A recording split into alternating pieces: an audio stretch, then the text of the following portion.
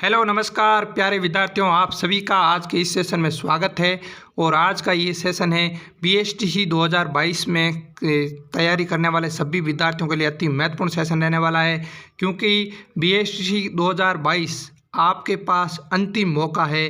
उसके बाद ये स्वतः बंद होने वाली है। ठीक है, आगे किसी प्रकार की प्रक्रिया रही तो 2023 तक चालू रह सकती है, उसके बाद स्वतः बंद हो सकती है। फिर भी जो न्यू अपडेट आएगी उस चैनल के माध्यम से आपको बता दी जाएगी।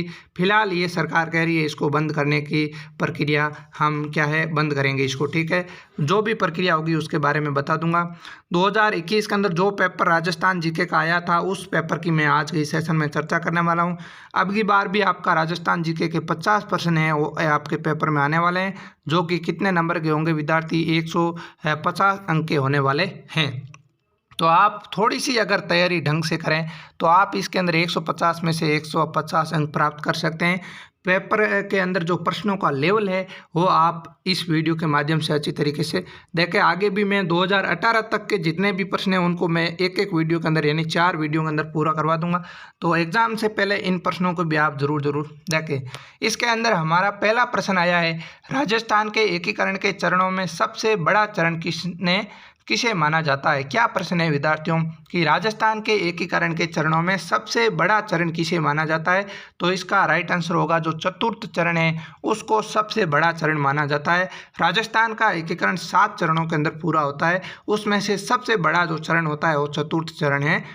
वह क्या है, इस चरण में 4 बड़ी रियासतों का राजस्थान संघ में विलय हुआ और इस चरण में संपन्न होने के दिन 30 मार्च को ही राजस्थान का गठन माना जाता है। अतः यह दिन राजस्थान दिवस के रूप में मनाया जाता है। तो राजस्थान दिवस कब मनाया जाता है, 30 मार्च को राजस्थान दिवस मनाया जाता है। और जो इसी दिन मित्रों 4 बड़ी रियासतें हैं और राजस्थान संघ में विलय हुई थी। ठीक है, तो ये इंपॉर्टेंट प्रश्न है और ये प्रश्न सीधा आपके एग्जाम में आया। इसका मतलब है बीएसटीसी के अंदर एक प्रश्न किससे निश्चित रूप से बनने वाला है, एकीकरण से एक प्रश्न बनने वाला है। तो एकीकरण को थोड़ा अच्छी तरीके से जरूर पढ़ें। ठीक है, इस प्रकार से आपको सटीक रणनीति के करना आना चाहिए, आपको अंदाज़ा लगाना पड़ेगा, क्योंकि इस टॉपिक में से प्रश्न आ सकता है। तो उसको थोड़ा गैंतली हम क्या करें, अच्छी तरीके से तैयार करें। ठीक है, नेक्स्ट है हमारा इसके अंदर दूसरा प्रश्न, अक्षांशीय स्थिति के अनुसार राजस्थान के कौन से जिले उष्णकटिबंध क्षेत्रों में स्थित है। अक्षांशीय स्थिति के अनुसार राजस्थान के कौन से जिले उष्णकटिबंधीय क्षेत्रों में स्थित है। तो इसका राइट आंसर होगा बांसवाड़ा। कौन सा, बांसवाड़ा है वो अक्षांशीय स्थिति के अनुसार राजस्थान के उष्णकटिबंधीय क्षेत्रों में स्थित है। ठीक है, अब क्या होता है कि कर्क रेखा बांसवाड़ा जिले के मध्य से होकर गुजरती है। कर्क रेखा है वो आपके बांसवाड़ा जिले के मध्य से गुजरती है, जिसकी राजस्थान के अंदर लंबाई कितनी है मित्रों, 26 किलोमीटर है। कर्क रेखा राजस्थान के माध्यम से गुजरती है। ठीक है, अतः बांसवाड़ा जिला है वो उष्णकटिबंध में स्थित है। ठीक है, नेक्स्ट अपन बात करते हैं। अगला हमारा प्रश्न है कि राजस्थान में प्रचलित किस त्योहार में स्त्रियां एकत्रित होकर कुमार के घर जाकर एक छिद्र किए हुए एक घड़े में दीपक रखकर अपने घर गीत गाती हुई लौटती है। तो हमारा प्रश्न है कि राजस्थान में प्रचलित किस त्योहार में स्त्रियां एकत्रित होकर के कहाँ जाती है, कुमार के घर जाकर छिद्र किए हुए एक घड़े में अर्थात एक मटके में दीपक रखकर अपने घर गीत गाती हुई लौटती है। तो ऐसा कौन सा त्योहार है मित्रों, आपका राजस्थान के अंदर मारवाड़ के अंदर घुड़ला का त्योहार मनाया जाता है। इस दिन जो स्त्रियां हैं वो एकत्रित होकर के कुमार के घर जाती है, वहाँ से एक क्या लाती है, एक छिद्र वे घड़े को लेकर के घर उसमें दीपक जला करके वापस गीत गाती हुई घर पर लौटती है। तो ये इम्पोर्टेंट प्रश्न है, इसकी व्याख्या है।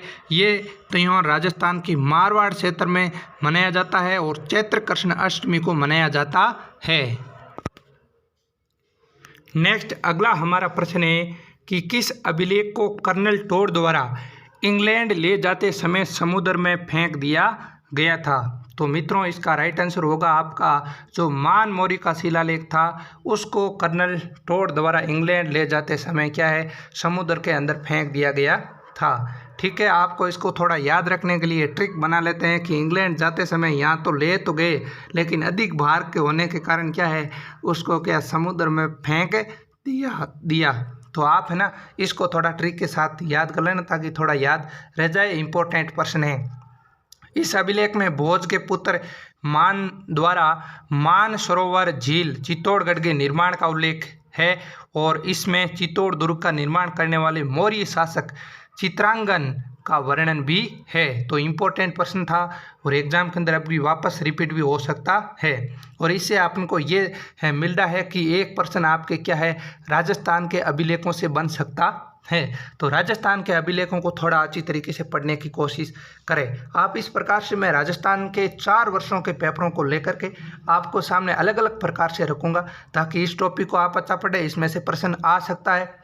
तो मित्रों आप हमारे साथ लगातार जुड़े रहे, चैनल को सब्सक्राइब कीजिए और जितने भी अपन के जो प्रिय मित्र हैं उनके साथ चैनल को शेयर जरूर कीजिए। ठीक है, अगला हमारा प्रश्न है कि डूंगरपुर में प्रजा मंडल की स्थापना किसकी अध्यक्षता में हुई।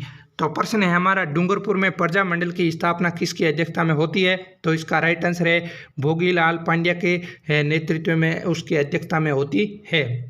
तो आपको ये यहाँ से मिल रहा है कि एक प्रश्न आपके प्रजा मंडल से बन रहा है। ठीक है, 26 जनवरी 1944 को प्रजा मंडल की स्थापना के अन्य मुख्य सहयोगी व सदस्य श्री गौरीशंकर, श्री हरिदेव जोशी और श्री माणकीलाल व श्री शिवलाल कोटड़िया थे।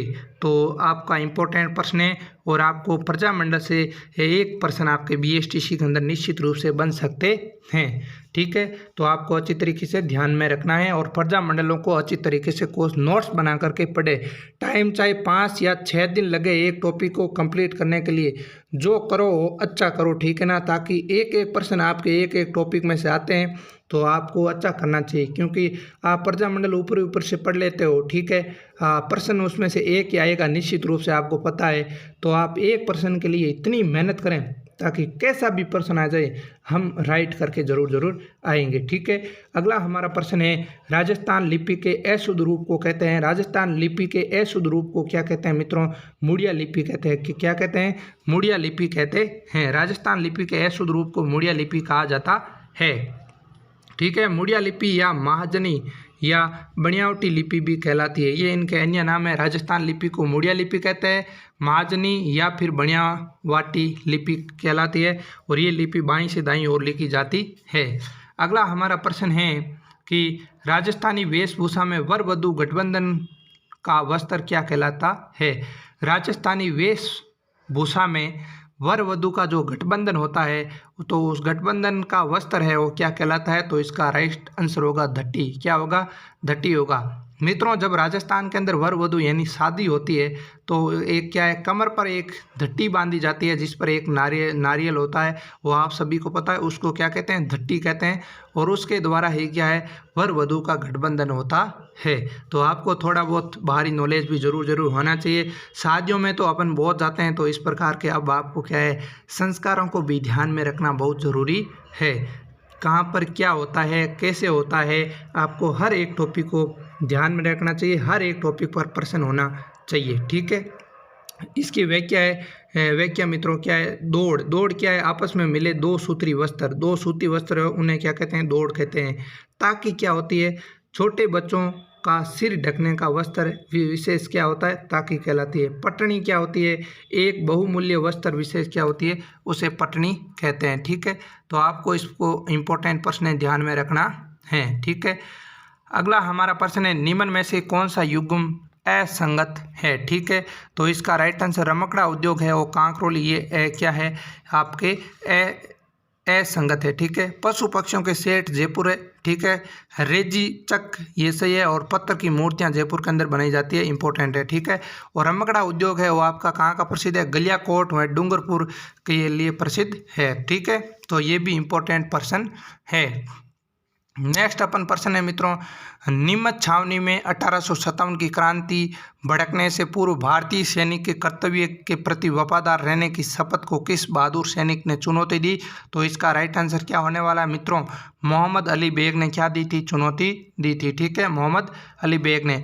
नीमच के सैनिकों में अंग्रेजों के प्रति असंतोष की अभिव्यक्ति मोहम्मद अली बेग ने कर्नल एबोट को चुनौती देकर की थी। तो यहाँ से आपको थोड़ा सा ध्यान में रखना है कि राजस्थान की 1857 की क्रांति से एक प्रश्न बन सकता है। तो 1857 की क्रांति को अच्छी तरीके से पढ़िए ताकि आपको एक भी प्रश्न गलत नहीं हुए। ठीक है, नेक्स्ट है अपना प्रश्न कि राजस्थान में से लोकसभा सदस्य के रूप में चुनी गई प्रथम महिला कौन थी? राजस्थान से लोकसभा सदस्य के रूप में चुनी गई प्रथम महिला कौन थी? तो कौन थी मित्रों? गायत्री देवी थी। कौन थी? गायत्री देवी। पूर्व महारानी गायत्री देवी ने स्वतंत्र पार्टी का गठन किया तथा तृतीय लोकसभा हेतु 1962 में हुए चुनाव में जयपुर में चुनी गई थी। तो इम्पोर्टेंट प्रश्न है, वापस से रिपीट हो सकता है। ठीक है, अब है मेला से संबंधित प्रश्न है। अलवर महोत्सव, बणेश्वर मेला और ब्रज में महोत्सव हो गया, शेखावाटी महोत्सव हो गया और इनका संबंध मेला से बताना है। निम्नलिखित में से कौन सा युग्म असंगत है? आपको मित्रों थोड़ा सा प्रश्न के अंदर ये ध्यान में रखना, यहाँ पर संगत पूछे तो संगत वाला बताना है और असंगत पूछे तो असंगत वाला बताना है। थोड़ा सा प्रश्न आप है पेशेंस के साथ जरूर पढ़े ताकि एक भी प्रश्न है आपके गलत नहीं हुए। एकदम आराम से कीजिए, 5 प्रश्न छूट जाए लेकिन प्रश्न गलत नहीं होना चाहिए एक भी। इतनी आसानी से, इतनी पेशेंस के साथ आपको प्रश्नों के साथ उत्तर देना अभी भी आप प्रैक्टिस के साथ देना सीखिए, क्योंकि मित्रों पेपर देने जाते हो ना, जब जो भी याद होता है वह भी भूल जाते हैं और इतने मतलब घबरा जाते हैं। इस बात को थोड़ा आप है ध्यान में रखिए। जो प्रश्न अपन को आसानी से आ रहा है वह भी प्रश्न गलत करना पड़ता है। क्यों? क्योंकि अपने अंदर पेशेंस नहीं है, अपन के अंदर धैर्य नहीं है, धैर्य के साथ प्रश्न को पढ़ते नहीं है और अपन पहले शुरू करने से पहले भी ये सोच लेते हैं कि हमारा टाइम हो गया, टाइम हो गया, टाइम हो गया। बिल्कुल ऐसा नहीं सोचना चाहिए। अच्छी तरीके से हर एक प्रश्न को हल करना चाहिए, क्योंकि एक अंक 3 नंबर का है तो आसानी से जरूर करना चाहिए। तो इसके अंदर आपका है वो कौन सा असंगत है मित्रों? ब्रज महोत्सव है और मार्च के अंदर नहीं होता है। अलवर महोत्सव फरवरी के अंदर होता है। बणेश्वर महोत्सव मेला है वो फरवरी के अंदर लगता है और शेखावाटी महोत्सव भी फरवरी के अंदर लगता है। ठीक है, भरतपुर का ब्रज महोत्सव भी फरवरी में आयोजित होता है। अर्थात अलवर महोत्सव, बणेश्वर मेला और ब्रज महोत्सव और शेखावाटी महोत्सव ये सभी है और फरवरी के अंदर आयोजित होते हैं। नेक्स्ट है अपना अगला प्रश्न, राजस्थान में राष्ट्रीय ग्रामीण रोजगार गारंटी योजना का शुभारंभ कब हुआ? तो इसका राइट आंसर है 2 फरवरी 2006 को होता है। कब होता है मित्रों? 2 फरवरी 2006 को है वो इसका शुभारंभ होता है। ठीक है, राजस्थान में इसका नाम महात्मा गांधी राष्ट्रीय ग्रामीण रोजगार गारंटी योजना राजस्थान है और ये योजना राज्य के संपूर्ण ग्रामीण क्षेत्रों में लागू है और इसका संचालन ग्रामीण विकास एवं पंचायती राज विभाग राजस्थान द्वारा किया जा रहा है। तो ये भी मित्रों इम्पोर्टेंट प्रश्न है। अगला हमारा प्रश्न है, काली उपजाऊ मिट्टी मुख्यतः किस भौतिक विभाग से विशेषता है? ठीक है, तो आपकी काली उपजाऊ मिट्टी है मुख्यतः किस भौतिक विभाग की विशेषता है? तो इसका राइट आंसर हो गया दक्षिण पूर्वी पठारी भाग की है और मुख्यतः क्या है? काली मिट्टी की विशेषता है, क्योंकि दक्षिण पूर्वी पठार के अंदर काली मृदा पाई जाती है और यहाँ पर कपास की खेती ज़्यादा होती है। तो इस बात को भी आपको ध्यान में रखना। काली मिट्टी मुख्य रूप से हाड़ौती के पठारी जिलों में भी और सवाई माधोपुर व टोंक आदि में भी पाई जाती है। ठीक है, हनुमानगढ़ के अंदर भी काली मिट्टी पाई जाती है, उत्तर के अंदर वहाँ पर भी कपास ज़्यादा होता है। तो ये इम्पोर्टेंट प्रश्न है। अब आपको यहाँ से एक थोड़ा वो पेशेंस के साथ सुने तो यहाँ से मिल रहा है कि काली मिट्टी भौतिक विभाग से पूछा है प्रश्न, तो ये एक भौतिक विभाग से मिट्टियों के संबंधित प्रश्न आ सकता है। कौन से भौतिक विभाग में कौन सी प्रकार की मिट्टियाँ ज़्यादा पाई जाती है? तो इसको भी आप अच्छी तरीके से क्लियर कर लीजिए ताकि एक भी प्रश्न गलत नहीं हो। ये इस प्रकार के प्रश्न हैं वो आपके एग्जाम के अंदर बन रहे हैं। ठीक है, अगला हमारा प्रश्न है मित्रों, राजस्थान में मानसून का जुआ किसे कहा जाता है? तो राजस्थान में मानसून का जुआ है वो कृषि को कहा जाता है। किसको कहा जाता है? कृषि को कहा जाता है। राज्य में सिंचाई सुविधा एवं भूजल की अत्यधिक कमी के कारण 2/3 कृषि क्षेत्र वर्षा पर पूर्णतः निर्भर है। अतः जब अच्छी वर्षा हो जाती है तो कृषि उत्पादन अच्छा होता है, परंतु जब वर्षा कम होती है या बाढ़ की स्थिति हो जाती है तो फसलें बहुत कम होती है। इसलिए राज्य में कृषि का कानून है और कृषि को क्या कहा जाता है? मानसून का जुआ कहा जाता है। इम्पोर्टेंट प्रश्न है। तो मित्रों अभी ये इम्पोर्टेंट प्रश्न है, इनसे आपको क्या रखना है कि कौन से टॉपिक में से कौन सा प्रश्न बन सकता है और कौन सा टॉपिक हमें अच्छी तरीके से तैयार करना है। इस बात को ध्यान में रखते हुए तैयारी कीजिए। हर एक टॉपिक को जब मन चाहे तब मत पढ़े, ठीक है ना। तो नेक्स्ट अपन बात करते हैं मित्रों, अगला प्रश्न है हमारा मित्रों, धौली गंगा परियोजना किस राज्य में स्थापित की गई। तो इसका राइट आंसर होगा धौली गई परियोजना है वो उत्तराखंड के अंदर स्थापित की गई। किसके अंदर? उत्तराखंड के अंदर स्थापित की गई। तो ये प्रश्न आपके कहाँ से आया है? ये इंडिया जीके से आया है। ठीक है, तो ये परियोजना पिथौरागढ़ उत्तराखंड में धौली गंगा नदी पर स्थापित की गई है। तो राजस्थान जीके से के बार भी सवाल इस परीक्षा के अंदर आते हैं, ये आपके सामने प्रूफ है। ये आपका 2021 के अंदर जो राजस्थान जीके का फर्स्ट पेपर था ना, वो आपके सामने मैं क्या है प्रस्तुत कर रहा हूँ। इसके अंदर एक पारी के अंदर एक ही पेपर होता है, तो उसके अंदर ये पेपर आया था और इसके अंदर इस प्रकार से प्रश्न आपके आए थे। अगला प्रश्न है, राजस्थान में निम्न में से किस स्थान पर चित्रित शैलाश्रियों की क्या है वो खोज की गई थी? तो इसका मित्रों राइट आंसर होगा राजस्थान के अंदर दर में कहाँ की गई चित्रित शैलाश्रियों की खोज की गई है। इन चित्रों में क्या क्या था मित्रों? मानवकृत, व्याघ्र, बारहसिंगा और सूर्य आदि का चित्रांकन प्रमुखता से किया गया है। दर आपका है भरतपुर जिले के अंदर स्थित है। दर कहाँ स्थित है? भरतपुर जिले के अंदर स्थित। नेक्स्ट है मित्रों हमारा अगला प्रश्न है, राज्य निर्वाचन आयोग द्वारा अक्टूबर 2019 में नगर निगम पार्षद के चुनाव हेतु अधिकतम चुनाव खर्च सीमा कितनी निर्धारित की गई है? तो इसका राइट आंसर होगा मित्रों 2.5 लाख। कितनी रखी गई है? 2.5 लाख रखी गई है। ये चुनाव खर्च सीमा नगर परिषद चुनाव हेतु 1.5 लाख है मित्रों, और नगर पालिका चुनाव हेतु 1 लाख निर्धारित की गई है। तो आपको चुनाव के अंदर खर्च सीमा को भी ध्यान में रखना है। राज्य सरकार जितना खर्च दे रही है उनको आपको ध्यान में रखना है। इंपॉर्टेंट प्रश्न है, ये पॉलिटिकल से संबंधित प्रश्न आया है। ठीक है, अगला हमारा प्रश्न है, राजस्थान का कौन सा राष्ट्रीय उद्यान प्रवासी पक्षी साइबेरियन क्रेन के नाम से जाना जाता है? मित्रों इंपॉर्टेंट प्रश्न है, एग्जाम के अंदर वापस से पूछा जा सकता है। तो इसका मित्रों राइट आंसर होगा केवलादेव राष्ट्रीय उद्यान है। वहाँ पर मित्रों राजस्थान का राष्ट्रीय उद्यान प्रवासी है और साइबेरियन क्रेन के लिए नाम से जाना जाता है। यहाँ पर इनका निवास स्थल है। ठीक है, भरतपुर में स्थित केवलादेव राष्ट्रीय उद्यान राजस्थान का सबसे छोटा राष्ट्रीय उद्यान है और इसे पक्षियों का क्या कहा जाता है? स्वर्ग का कहते हैं। और इसे 1 अक्टूबर 1981 को रामसर साइट घोषित किया गया था। अंतर्राष्ट्रीय पक्षी सफ़ेद सारस साइबेरियन क्रेन यहाँ सर्दी में आते हैं। तो इम्पोर्टेंट प्रश्न है मित्रों, वापस से रिपीट हो सकता है। अगला हमारा प्रश्न है 56 मैदान संबंधित है, 56 के मैदान से संबंधित है। तो ये भी आपके भौतिक प्रदेश से सवाल बना है। तो मित्रों 56 का मैदान किससे संबंधित है? मध्य माई बेसिन से संबंधित है। ठीक है, माई व उसकी सहायक नदियों द्वारा निर्मित मैदानी भाग जो बांसवाड़ा व प्रतापगढ़ के बीच स्थित है, 56 का मैदान के नाम से जाना जाता है। इंपॉर्टेंट प्रश्न है। ठीक है, अगला हमारा प्रश्न है साहित्य रचना पग फेरों की रचयिता कौन है? पग फेरों की रचयिता कौन है? तो इसके रचयिता है मित्रों मणि मधुकर। कौन है? मणि मधुकर इसके रचयिता है। तो इम्पोर्टेंट प्रश्न है मित्रों, आपके एग्जाम के अंदर पूछा जा सकता है। ये साहित्य रचना से संबंधित है, क्योंकि मित्रों मैंने राजस्थान जीके को इस तरीके से पढ़ा था, क्योंकि मेरे राजस्थान के अंदर मित्रों कितने सवाल गलत हुए? मात्र 7 सवाल ही है वो गलत हुए थे। इसलिए मैं आपको राजस्थान जीके के पढ़ने को क्या बता रहा हूँ, तरीका बता रहा हूँ, इस तरीके से पढ़ें ताकि आपके भी पूरे में से पूरे नंबर आए। ठीक है ना। और नेक्स्ट है हमारा मित्रों कालो घोड़ा, नरकवाड़ो, सोजत गेट, अम्बा दासरो, चितराम, पग फेरो, मणि मधुकर की क्या है मित्रों रचनाएं हैं। ठीक है, तो साहित्य के संबंधित आपका एक प्रश्न इसके अंदर बन रहा है। नेक्स्ट है जयपुर मेट्रो की जो ट्रैक गेज होती है उसकी कितनी है? ट्रैक गेज कितनी है मित्रों? जो 1435 मिमी है वो आपके जयपुर मेट्रो की ट्रैक गेज है। इसको भी ध्यान में रखना है।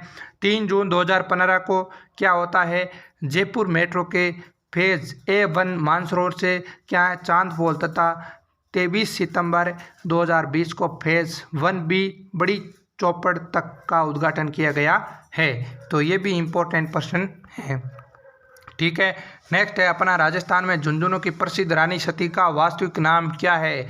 झुंझुनू की प्रसिद्ध जो रानी सती है उनका वास्तविक नाम क्या था? तो मित्रों उनका वास्तविक नाम था नारायणी देवी। तो यहाँ से आपको एक प्रश्न बनेगा, अर्थात मतलब राजस्थान की जो लोक देवियाँ हैं वहाँ से एक प्रश्न बन रहा है। तो राजस्थान के लोक देवता से एक प्रश्न बन सकता है, राजस्थान की लोक देवियों से प्रश्न बनेगा, वेशभूषा से प्रश्न बनेगा।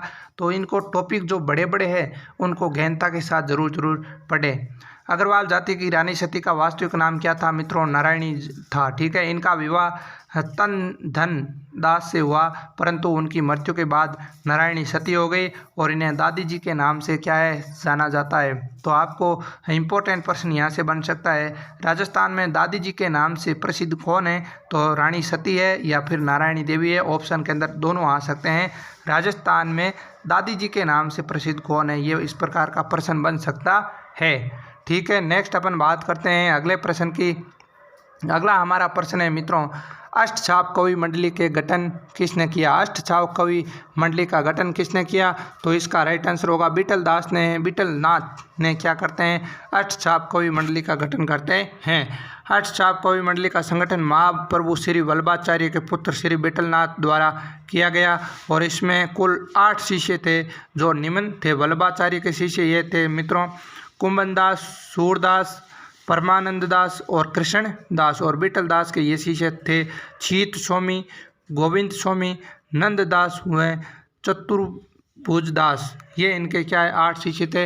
इनकी मैं है एक ट्रिक बना करके शॉर्ट वीडियो के रूप में मैं डाल दूंगा कल या 1-2 दिन बाद में। ठीक है। उनको आप ज़रूर देखना। निम्न में से कौन सा राजस्थान का प्रसिद्ध लोक नृत्य नहीं है? तो इम्पोर्टेंट प्रश्न है, राजस्थान के लोक नृत्य कौन सा नहीं है? तो इसका राइट आंसर तुरा कलंगी है और राजस्थान का लोक नृत्य नहीं है। लोक नृत्य पूछ रहा है तो तुरा कलंगी ये क्या है मित्रों? लोक नाट्य है। इसका प्रमुख वाद्य यंत्र चंग होता है और इसका प्रमुख क्षेत्र घोसुंडा, निम्बाहेड़ा और चित्तौड़गढ़ है। मित्रों तुरा कलंगी लोक नाट्य है, लोक नृत्य नहीं है। आपको लोक नृत्य और लोक नाट्यों के अंदर अंतर करना आना चाहिए और इनको टॉपिक को अच्छी तरीके से ज़रूर पढ़ें। ठीक है। इनके संबंधित कौन कौन से खिलाड़ी है, कौन कौन से इसके प्रमुख कलाकार हैं, इनको अच्छी तरीके से ज़रूर पढ़ लेवे। अगला हमारा प्रश्न है, निम्नलिखित में से कौन सुमेलित नहीं है? तो पर्यटन स्थल पूछ रहे हैं, जिला पूछ रहे हैं। पांडुपोल कहाँ है मित्रों? पांडुपोल अलवर में। सास बहू का मंदिर नागदा के अंदर है। मीठे शाह की दरगाह झालावाड़ में है। और मंडोर कहाँ है मित्रों? मंडोर जयपुर में नहीं है, मंडोर कहाँ है? जोधपुर में है। तो मंडोर पर्यटन स्थल जोधपुर में स्थित है। मंडोर मारवाड़ नरेशों की पूर्व राजधानी थी। यहाँ जोधपुर के शासकों की छतरियाँ बनी हुई थी। ठीक है।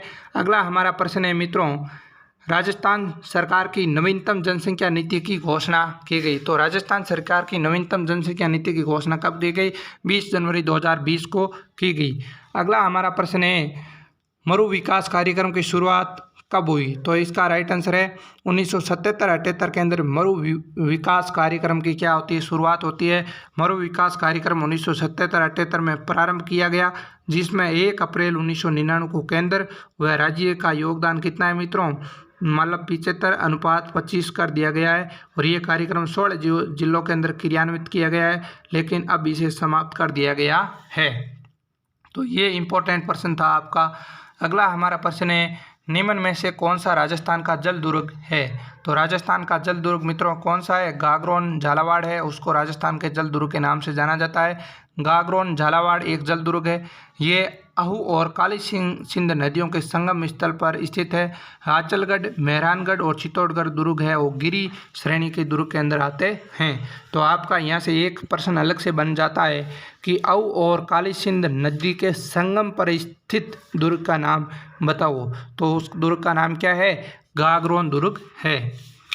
मित्रों अगला प्रश्न है हमारा, सिवाना किले का निर्माण करवाया। सिवाना किले का निर्माण किसने करवाया? तो इसका राइट आंसर होगा वीर नारायण ने सिवाना किले का क्या करवाया था? निर्माण करवाया था। सिवाना किले का निर्माण राजा भोज के पुत्र वीर नारायण पंवार द्वारा करवाया गया था। ये किला बाड़मेर जिले के हल्देश्वर पहाड़ी पर स्थित है।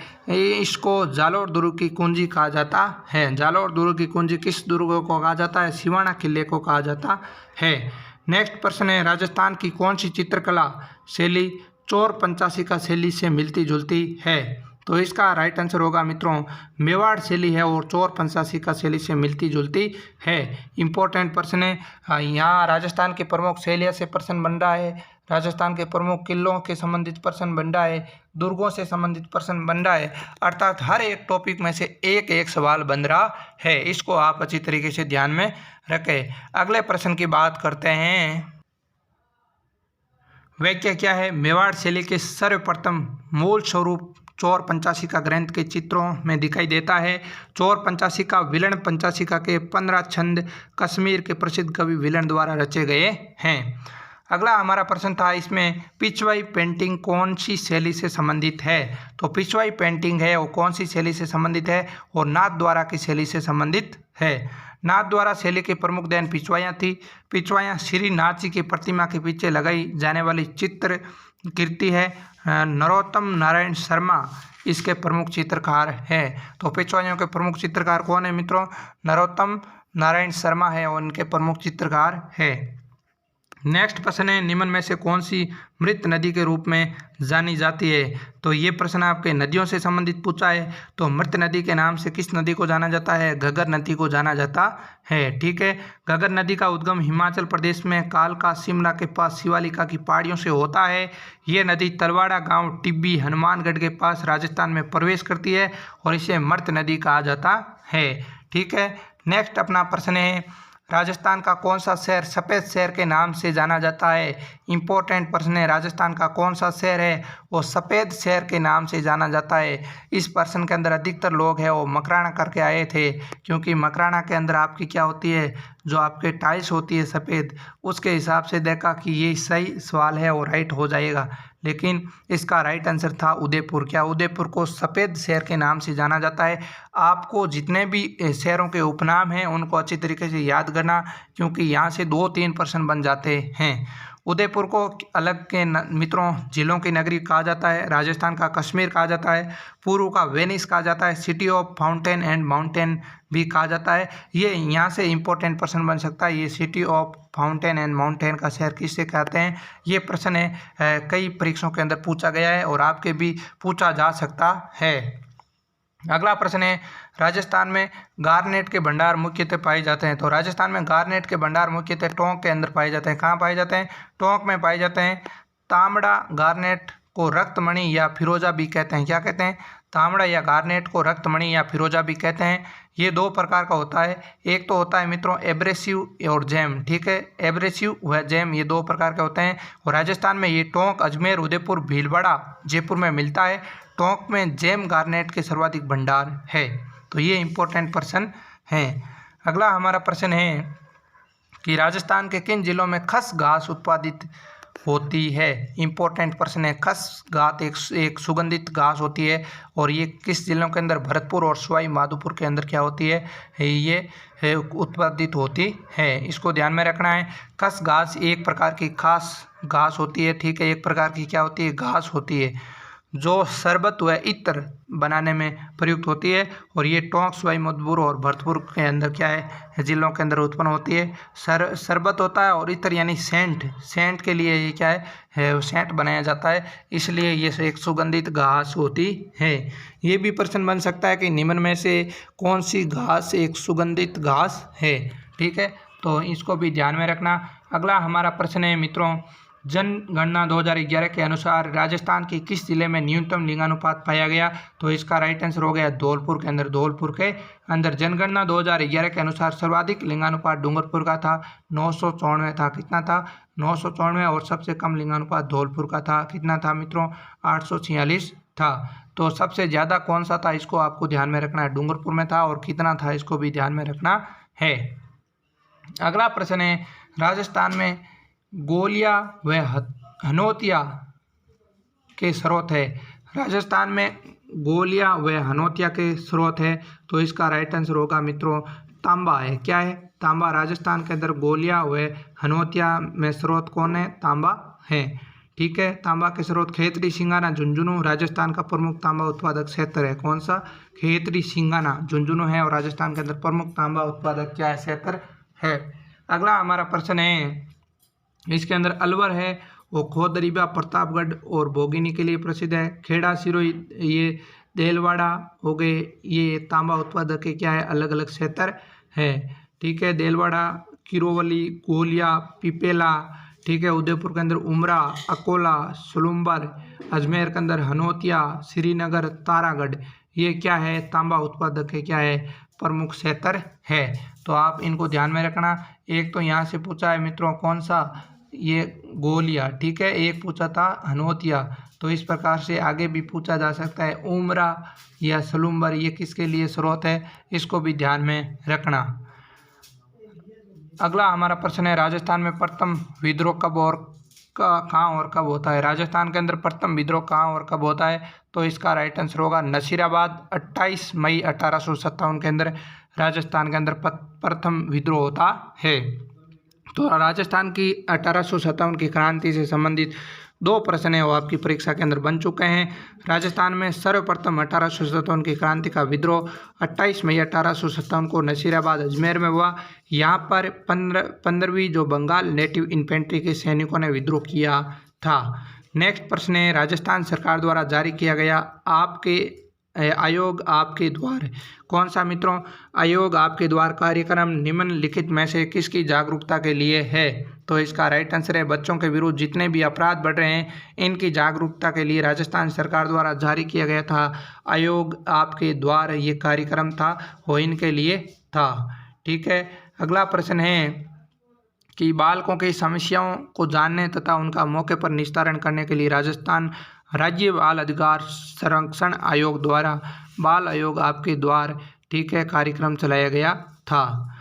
नेक्स्ट है हमारा अगला प्रश्न, दूरशाह आडा ने अपनी डिंगल कविताएं किस शासक के पक्ष में लिखी थी, तो इसका राइट आंसर होगा महाराणा प्रताप के पक्ष में लिखी थी। दूरशाह आडा ने अपनी डिंगल कविताएं राजस्थान के किस शासक के पक्ष में लिखी थी, तो राजस्थान के महाराणा प्रताप के पक्ष में लिखी थी। दूरशाह आडा की रचनाओं में मेवाड़ के राणा प्रताप, राव चंद्रसेन, राव सुल्तान के देश प्रेम का चित्रण किया गया था। विरुद्ध छत्री, कीर्तार बावनी आदि इनकी प्रमुख रचनाएं हैं। विरुद्ध छत्री महाराणा प्रताप की शौर्य गाथा है और कीर्त बावनी में उस समय की सामाजिक और आर्थिक स्थिति को बतलाया गया है। तो ये इम्पोर्टेंट है, जिन्होंने राजस्थान के क्या है वीर शिरोमणियों के रूप में अपनी प्रसिद्धि हासिल की राजस्थान के अंदर, देखें, ठीक है। तो ये इंपॉर्टेंट प्रश्न है, इनको आपको ध्यान में रखना है। अगला प्रश्न है, भक्ति संत रजब संबंधित थे, तो भक्ति संत रजब किससे संबंधित थे, दादू पंथ से संबंधित थे। किससे संबंधित थे, दादू पंथ से संबंधित थे। नेक्स्ट अगला प्रश्न है, यहाँ से मित्रों संत सुंदरदास जी, संत रजब जी, संत बालिंद जी और संत गरीबदास जी व संत जगन्नाथ जी, मिस्किन दास जी आदि दादू दयाल जी के प्रमुख शिष्य थे। दादू के 52 शिष्यों में दादू पंथ के 52 स्तंभ कहा जाता था। दादू जी के मित्रों 52 शिष्य थे, उनको दादू पंथ के 52 स्तंभ कहा जाता था। अगला प्रश्न है, footwear design and development institute स्थित है, तो इसका राइट आंसर होगा जोधपुर के अंदर स्थित है। किसमें, जोधपुर के अंदर स्थित है footwear design and development institute, ठीक है। कहाँ स्थित है, जोधपुर के अंदर स्थित है। एक 2017 के तहत राष्ट्रीय महत्व का संस्थान है। इसकी स्थापना कब होती है मित्रों, 1986 में होती है और सर्वप्रथम संपूर्ण भारत में क्या है कैंपस, ये कैंपस है और राजस्थान में ये जोधपुर के अंदर स्थित है। संपूर्ण भारत के अंदर इसके क्या है कैंपस है। कितने कैंपस है मित्रों, 12 कैंपस संपूर्ण भारत के अंदर है। Footwear design and development institute FDDI, ठीक है, इंपॉर्टेंट पर्सन है। राजस्थान का कौन सा शहर 100 द्वीपों के शहर के नाम से प्रसिद्ध है, ये प्रश्न मैंने कम्युनिटी में डाला था और अधिकतर विद्यार्थियों ने इसका आंसर उदयपुर दिया था, जो कि स्वतः गलत है और इसका राइट आंसर होगा बांसवाड़ा को 100 द्वीपों का शहर कहा जाता है। बांसवाड़ा में माई बजाज सागर बांध के कारण बने टापुओं के कारण इसे 100 द्वीपों का शहर कहा जाता है। इसे लोधी काशी के नाम से भी जाना जाता है। यहाँ अर्थुणा के मंदिर, त्रिपुरा सुंदरी मंदिर और मानगढ़ धाम आदि के क्या है प्रमुख दर्शन स्थल है। नेक्स्ट है अपना प्रश्न, नानक जी भील का संबंध निम्न में से किस किसान आंदोलन से है, तो इसका राइट आंसर क्या होने वाला मित्रों, बूंदी किसान आंदोलन से नानक जी भील का क्या है संबंध है। इंपॉर्टेंट प्रश्न है, एक किसान आंदोलन से संबंधित यहाँ आपके प्रश्न आ रहा है। नेक्स्ट हम अगले प्रश्न की बात करते हैं। तो आपके अप्रैल 1922 को बूंदी राज्य के बरड़ क्षेत्र में किसानों ने बूंदी प्रशासन के विरुद्ध आंदोलन प्रारंभ किया और इस आंदोलन का नेतृत्व राजस्थान सेवा संघ के कार्यकर्ता नैनूराम ने किया। 2 अप्रैल 1923 को डाबी में किसानों की सभा पर बूंदी के पुलिस अधीक्षक इकराम हुसैन ने गोलियां चलवा दी और जिसमें से 2 किसान नानक भील और देवलाल गुजर मारे गए। नेक्स्ट अगला प्रश्न है, राजस्थान में जनजाति बालकों के लिए पहली हॉकी अकादमी स्थापित की गई, तो इसका राइट आंसर होगा उदयपुर के अंदर। किसमें, उदयपुर के अंदर की गई। ठीक है, राज्य की पहली जनजाति बाल हॉकी अकादमी का शुभारंभ विश्व जनजाति दिवस 9 अगस्त 2021 में उदयपुर के अंदर की गई। ये करंट का सवाल था मित्रों, इंपॉर्टेंट है, करंट भी आपको पढ़ करके जाना है। नेक्स्ट है हमारा अगला प्रश्न कि प्रसिद्ध रचना लील टांस के लेखक कौन है? तो इसका राइट आंसर होगा कन्हैयालाल सेठिया है। कौन है? कन्हैयालाल सेठिया है। कन्हैयालाल सेठिया की प्रमुख रचना पातल और पीतल, मिंजर, लील टांस, हेमाणी आदि है। लील टांस के लिए इन्हें 1976 में राजस्थानी भाषा के लिए साहित्य अकादमी पुरस्कार भी दिया गया था। राजस्थान में रिफाइनरी जो आप प्रोजेक्ट थे निम्न में से कौन इनसे है? ठीक है, इसके तो इंपॉर्टेंट प्रश्न है। राजस्थान सरकार और इनके HPCL के 2 हिस्सेदार है। राजस्थान के अंदर जो रिफाइनरी है बाड़मेर में, तो उनके हिस्सेदार बताए हैं, तो यहाँ राजस्थान सरकार है और HPCL है। तो राजस्थान रिफाइनरी परियोजना पंचभद्रा बाड़मेर में स्थापित की गई है और राजस्थान सरकार के इसमें 26% हिस्सेदार है। Hindustan petroleum corporation limited HPCL की इसमें कितने हैं? 74% भागीदारी है। अब आपके यहाँ से प्रतिशत के संबंधित प्रश्न पूछा जा सकता है। ठीक है, तो राजस्थान रिफाइनरी परियोजना है, इसके अंदर राज्य सरकार की एवं जो HPCL की है वो कितने प्रतिशत हिस्सेदारी है? तो आपको ध्यान में रखना है, राजस्थान सरकार की 26% है और HPCL Hindustan petroleum corporation limited की कितने हैं? 74% है। और आज का हमारा अंतिम सवाल है, राजस्थान में निम्न पर्वत चोटियों की ऊंचाई को बढ़ते क्रम में व्यवस्थित कीजिए। तो ये प्रश्न है, इसका राइट आंसर है नागपाड़, खो, दिलवाड़ा और गुरु शिखर। इसको आपको अच्छी तरीके से ध्यान में रखना।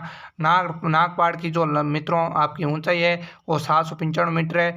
खो है वो जयपुर के अंदर स्थित है और इसकी 920 है। दिलवाड़ा सिरोही कितने हैं? 1442 मीटर है। और गुरु शिखर है आपके सिरोही के अंदर स्थित है, इसकी 722 मीटर ऊंचाई है। आपको बढ़ते क्रम में बताया है, तो इसको आपको ध्यान में रखना, इंपॉर्टेंट प्रश्न है। 1722 मीटर, ठीक है ना। तो इसके अंदर 1722 और 1727 मीटर दोनों चलते हैं, आपको इसको थोड़ा ध्यान में रखना। तो विद्यार्थियों, आज का ये 2021 के अंदर जितने भी 50 सवाल आए हैं उनको मैंने आज के आपके सामने चर्चा की। आगे का सेशन 2020, 2019 और 2018 तक के जितने भी पेपर है मैं इस चैनल पर हल करवाने वाला हूं और आपको एक एक टॉपिक को अच्छी तरीके से समझना है। तो आज का ये सेशन आपको कैसा लगा है? अगर अच्छा लगा है तो मित्रों चैनल को सब्सक्राइब कीजिए और अपने मित्रों के साथ शेयर जरूर कीजिए, जिससे हमें ऊर्जा मिलती है और ऊर्जा के साथ हम काम करते हैं तो आपको भी अच्छा फ़ायदा होगा और हमें भी अच्छा फ़ायदा होगा। तो विद्यार्थियों, आज के लिए इतना ही, मिलते हैं नेक्स्ट सेशन के साथ, तब तक के लिए धन्यवाद। जय हिंद, जय भारत।